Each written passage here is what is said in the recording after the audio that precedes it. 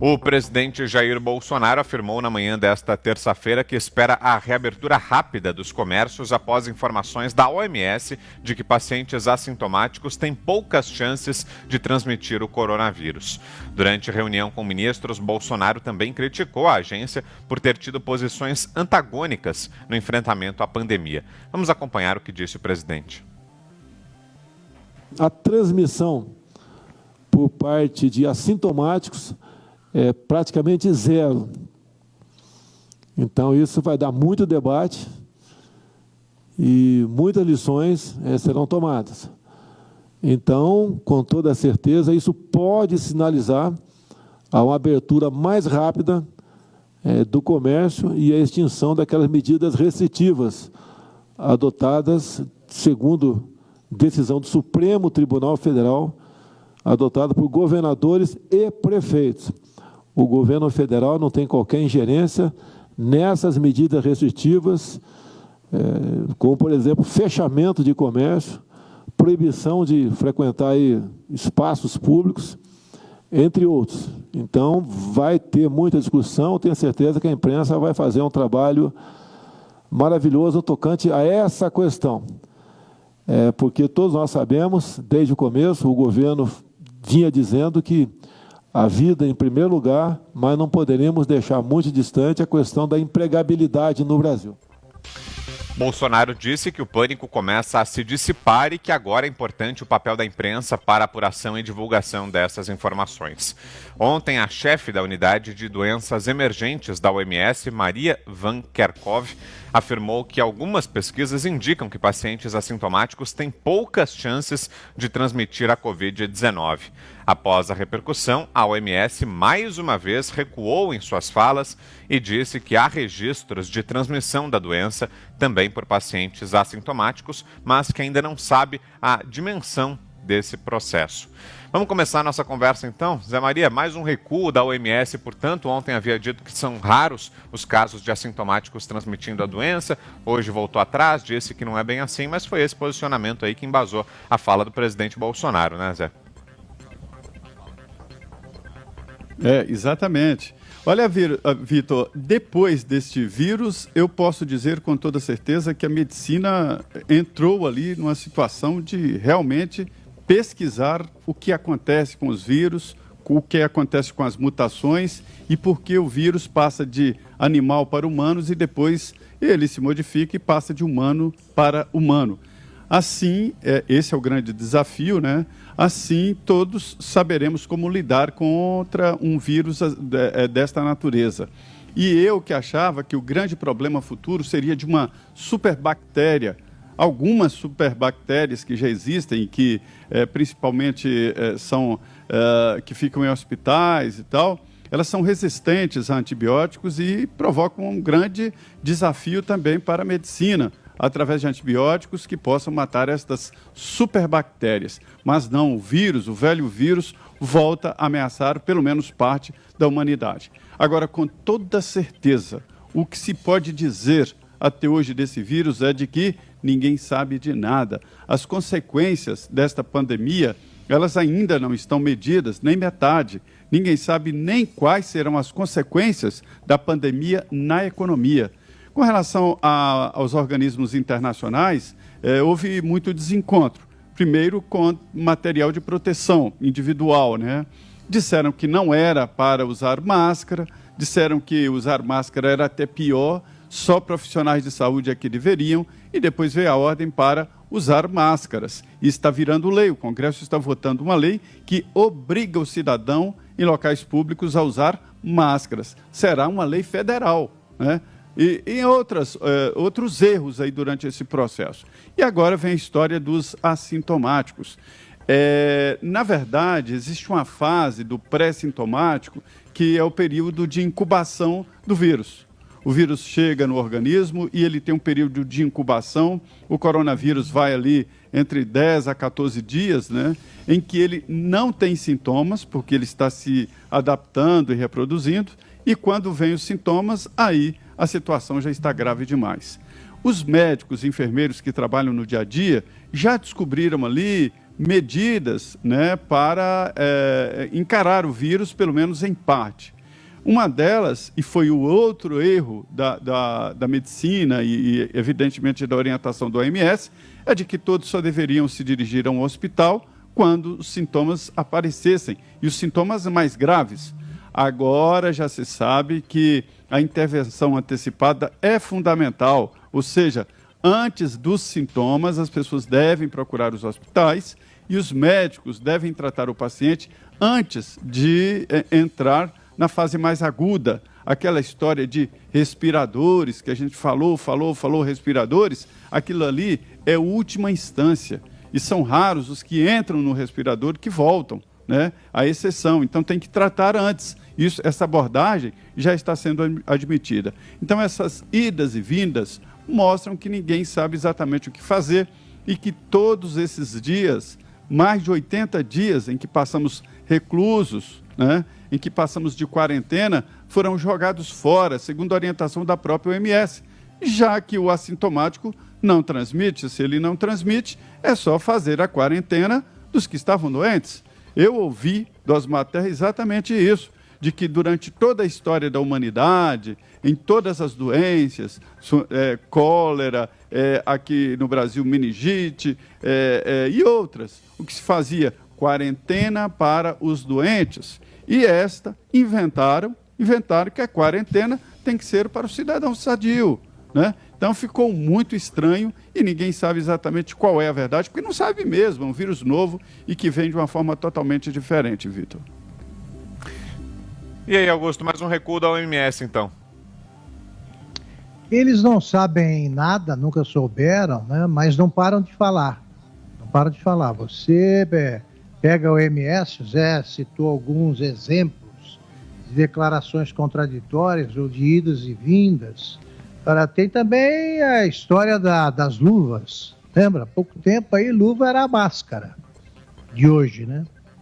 Tinha que usar. Porque na superfície, aí começaram a falar do supervírus, porque na superfície ele sobrevivia em qualquer superfície por tantas horas, aí se tivesse mau tempo, 3 horas, com bom sol, 5 horas, um monte de teorias que jamais serão coonestadas aí por algum estudo, aí, nem faz sentido pensar nisso, né? Ninguém é contaminado pela superfície, não sei de caso nenhum. A contaminação é sempre direta, de infectado para a pessoa que está exposta a ser infectada. Pois bem, a OMS não sabe nada, falou o tempo todo, e os médicos também. Os médicos também, quer dizer, ficou evidente que quarentena, como disse o nosso prefeito de Marília, quarentena não é vacina. Isso nós constatamos, isso é correto. Desde sempre nós constatamos, mas foi tratada como vacina por meio mundo. Você, num primeiro momento, os integrantes do grupo de risco, esses precisam ser protegidos, tudo bem, esquece essa parte.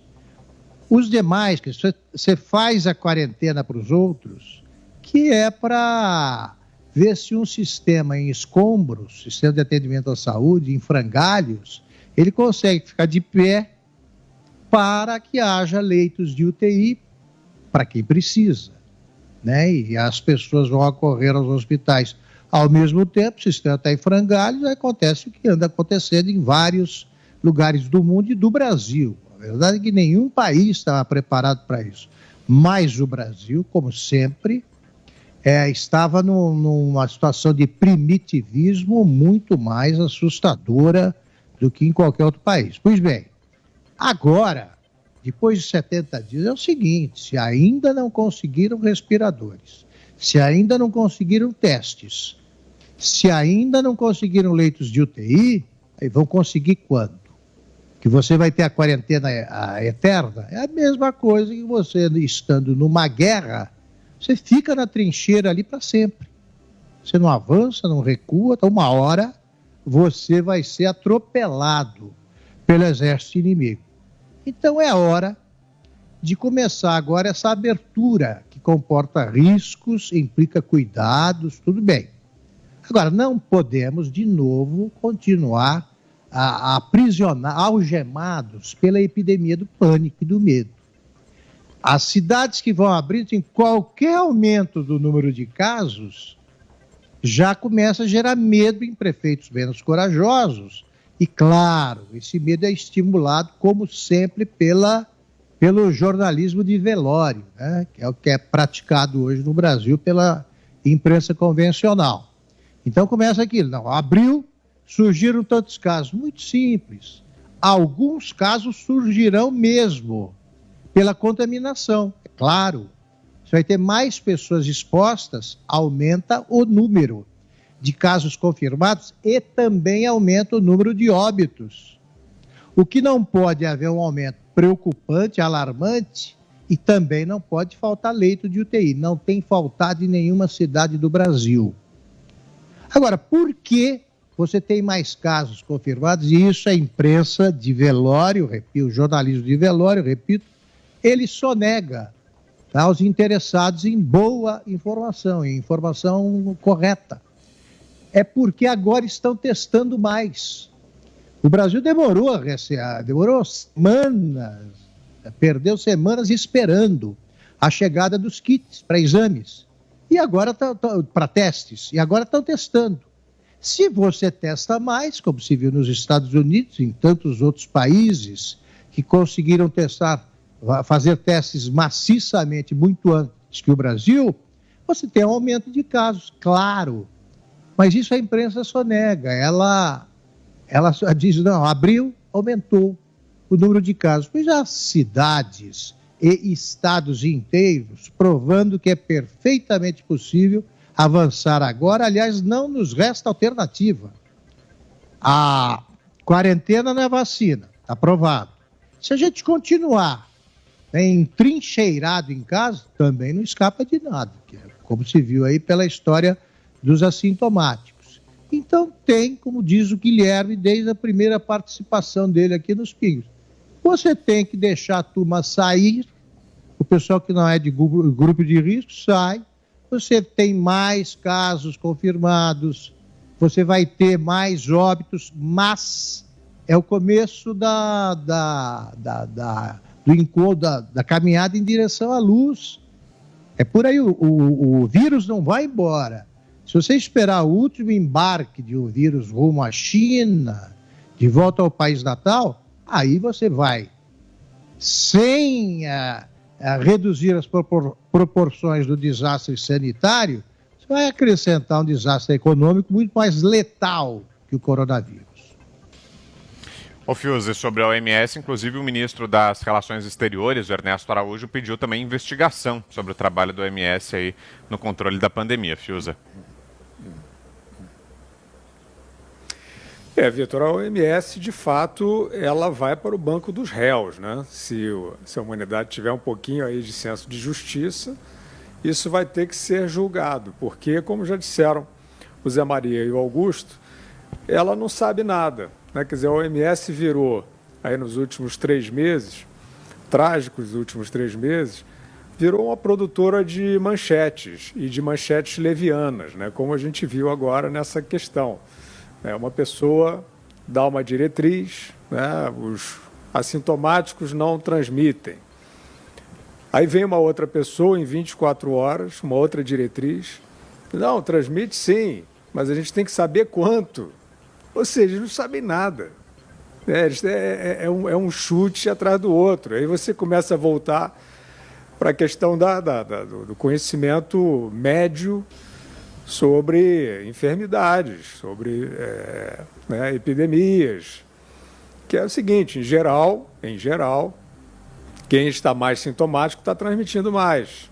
Isso não é uma regra, não sou médico, mas em geral é isso. Quem está assintomático pode, inclusive, não estar contaminado. Muitas vezes, no caso do coronavírus, não saberá que está contaminado.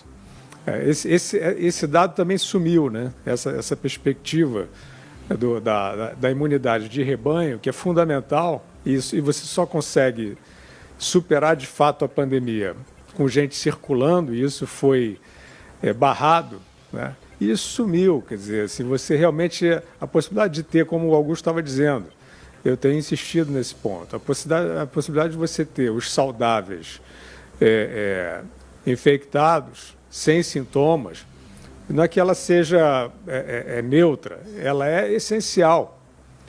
Isso foi negado ao mundo pela OMS, porque a OMS é mãe da diretriz do lockdown.